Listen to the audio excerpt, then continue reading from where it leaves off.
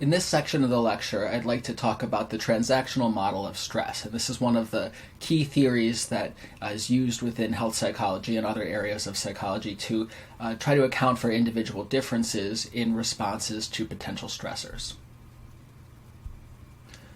And so, what makes an event stressful, right? Certainly there are events that are stressful for all of us, losing a loved one, being alone, being chased by a lion, that's, going to be stressful. But there's also things that we might really respond differently to. For example, I have a very strong stress response to being in crowds. I find that very stressful and overwhelming, but other people don't. They might find that very invigorating, or maybe it just doesn't bother them at all. And so as researchers interested in stress, we're also concerned with person-environment fit. And this is just a way of referring to the fact that individuals respond differently to different situations. And the theory that underlies this is that when we confront a stressor or any type of stressful event, we have some conscious as well as automatic processes that go on, and we appraise how many demands there are that we need to cope with in terms of this stressful event. What do we need to do? How fast do we need to run to get away from that lion? Are we going to make it? If it's an upcoming test, how hard is that test going to be? How much studying do you need to do?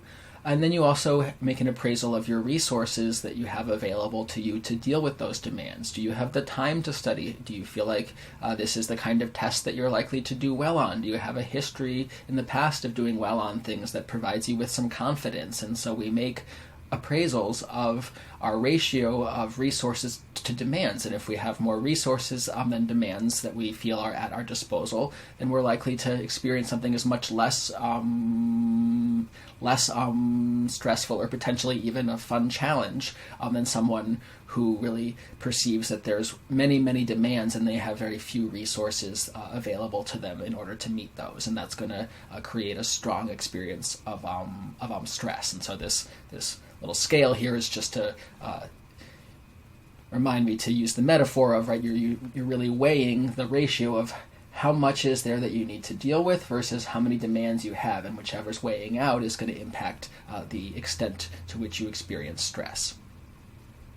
And this is really what the appraisal theory or the transactional model of stress looks at, and this originated with Lazarus and his colleague Folkman back in the 70s and 80s, and they conceptualized stress in this way as really being determined by a person and their response to the environment. And so they argued that it's really not about the event itself, but our perception of the situation that determines what is stressful. And so they call this process of perceiving and interpreting events appraisal, right? So this is why it's called appraisal theory. And so these appraisal processes can be both deliberative or automatic. I won't go into this. There's actually a big debate in the literature. How much is this a conscious weighing of demands and resources, and how much is this an unconscious automatic process? The debate is still out on that. It seems like it's probably both. It probably depends based on the situation, the extent of to which it's each. But again, that could be a whole lecture. But the key point here being that there's individual differences, right, based on our perception and how we appraise different events. And so here's a figure. Oh, sorry, not quite yet. This is the way that they think about this in their transactional model, and they call it a transactional model because they're thinking of it, again, as a transaction between the person and the environment, right? There's something happening in the environment, but it's your perception of that, and there's a transaction going on there. And so the transactional model of stress. But so what happens first is, you're presented with some stressor, maybe again an upcoming test, and you make a primary appraisal. Is this event self-relevant? Yes, it is. If you're taking this class and there's a test that's going to be relevant to you. And the second question is it a threat? And so for most people, that's going to be at least a small threat, right? You're going to be concerned about that. And I don't mean a threat in like it's going to kill you kind of way, but there's some, arousal that happens there because presumably you care about this and you might be concerned. And then there's a secondary appraisal that goes on, assuming that this is relevant to you, and this is where you make that appraisal of the ratio of resources and demands. And you say, are my resources sufficient for dealing with this event? And so if this upcoming test you feel like, yeah, I really feel like I've understood the readings and what's going on in lecture, and I've come to student hours and I've asked questions, and I think I'm really prepared and I have time to do some more studying. And so you might then feel a lot less stressed than someone who says, wow, I really don't feel like I have the resources. I've really been struggling to get an internet connection and access things. I'm behind on stuff. I really could use some help. I think I'm not prepared for this. And that's going to lead to a much greater stress reaction.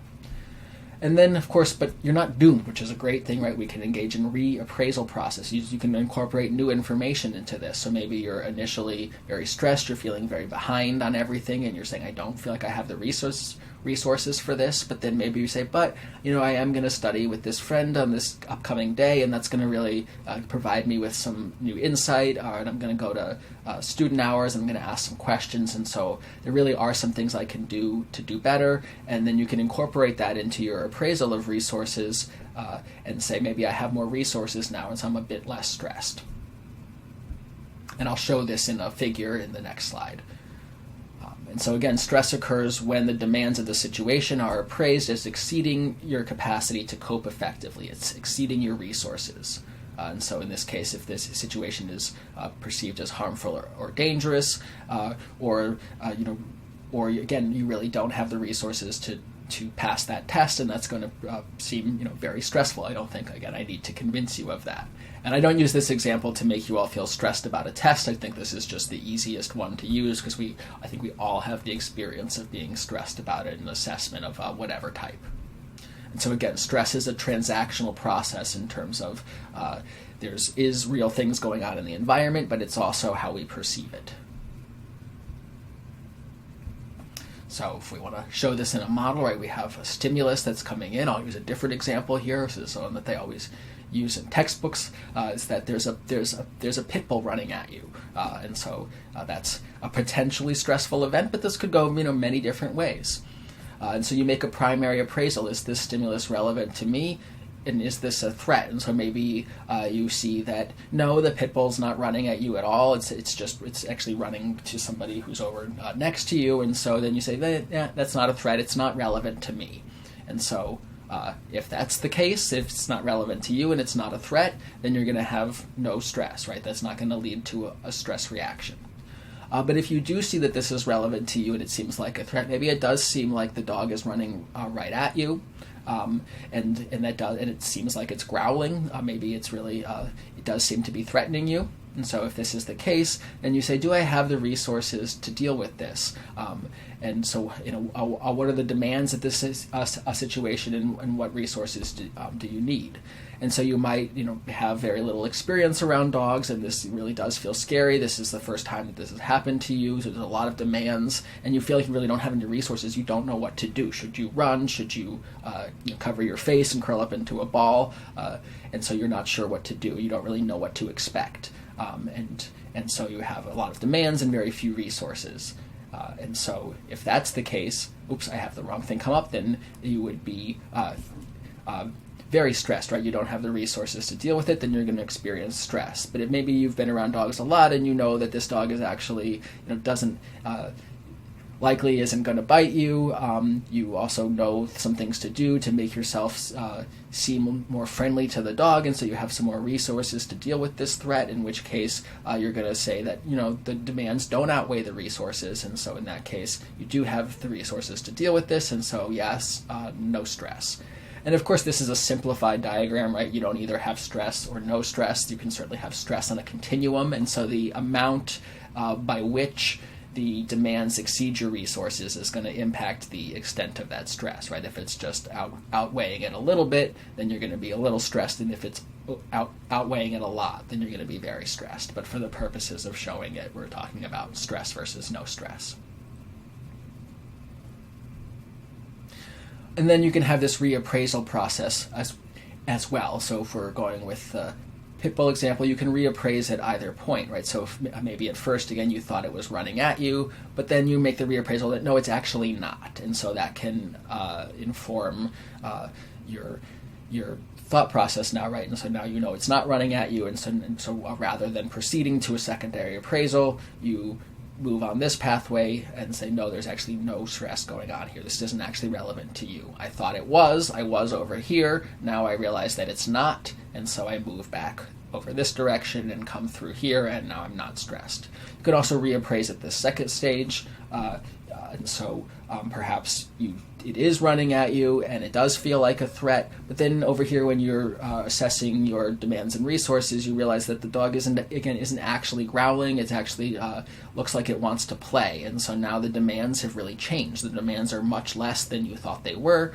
and so now you do have the resources to deal with that, and so now you're no longer so now you do have them to deal with this, and so now you're no longer stressed. And so this is the reappraisal process is here. And we will talk much more about this and how we can do this in the coping lecture. There's lots of research on reappraisal and how that can help us to reduce our stress. There's one of my favorite pit bulls. This is one of my former roommate's pit bulls. I lived with him for a year or so, and when I moved out, he dug a hole through the mattress of my old bed because we used to sleep together all the time.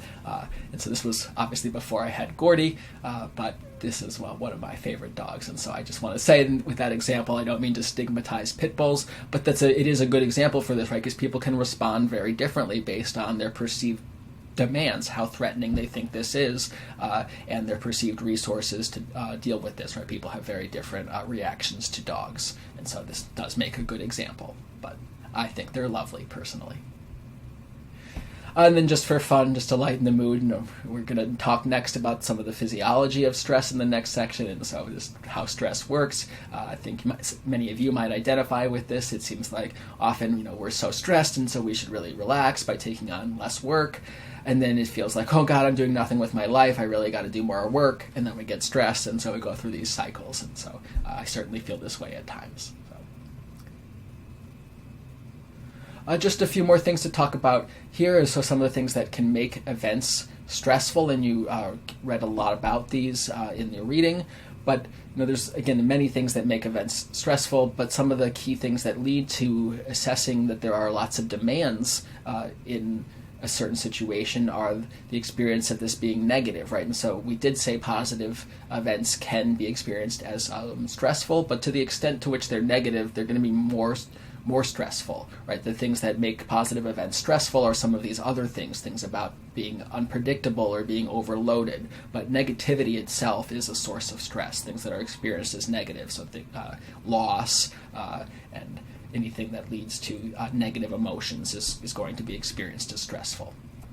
Things that are unpredictable also can lead to stress, right? We like to have control over our environment. This is related to the next point of control, but it's really hard to control anything if you don't know what's going to happen. And so unpredictability is very stressful, and I think a lot of us are dealing with that now, right? It's really unpredictable what social restrictions are going to be, what's going to happen next. You didn't know until the last minute that this course was going to be online. That's all very stressful, and so it's the unpredictability as well as the uncontrollability of that can be very stressful, right? And so I also so certainly not being able to control things is stressful, right? If we need to cope with the demands of the stress and we don't have any resources to control that's going to be very stressful. But also there's a star there because there are times where our feelings of controllability can backfire, right? And so it's good to actually have control over things. That's always great to the extent that we can control events in our life. That's going to help us to mitigate the sources of our stress. But sometimes we don't have control over things, and so it can be maladaptive to think that we do. And so one of the examples that is in the Sapolsky readings that you did talks about parents of children with cancer, right? And so initially, parents who think that they have some control over the situation, that there's things they can do to make their child better, whether that's special treatments or prayer, they tend to cope better initially. But then if their kids take a turn for their worse and it comes to the point where there really isn't much that can be done, which is sadly at times the case, then these parents really don't cope well because they've been used to feeling like they're in control and they are no longer. And so either you suffer from a sense of loss of control or you maintain your sense of control and you blame yourself for these negative outcomes. And so again, that star is there because certainly being able to control things versus not control things is going to reduce our stress. When we have control, that's less stressful. And if we can change the outcomes of this negative event, that's going to be good. But if we are not able to do anything about that, it's going to not be good to have the illusion that we can. Things that are ambiguous are also stressful, and so if we can't really make sense of things, we don't know why something happened, that also leads to stress. And then again, I don't think I need to tell you this, but overload also is very stressful, whether that's just overload in noise and stimuli coming at you, or whether that's a work overload, right? We get very stressed when we are overloaded with things that we need to do and think about, and so that's also stressful. And so there's researchers who focus on each of these different factors or the combination of these factors in predicting outcomes of stress. And then some really important factors for decreasing stress, and we're going to get more into this in the next lecture on coping, but some of these were talked about in your reading, was having an outlet for your frustration. If there's something that you can do with that stress and put it someplace, that's always a helpful thing. And then also social support. And again, we're going to talk a lot about that in the coping lecture because that's really one of the strongest predictors of positive health outcomes. This will come up elsewhere in the course, but social support is one of the key ways we can deal with stress. But of course, we're going to need to do that in different ways now, given COVID. All right, so I'm going to pause this one here, and in the next one I will talk about the physiology of stress.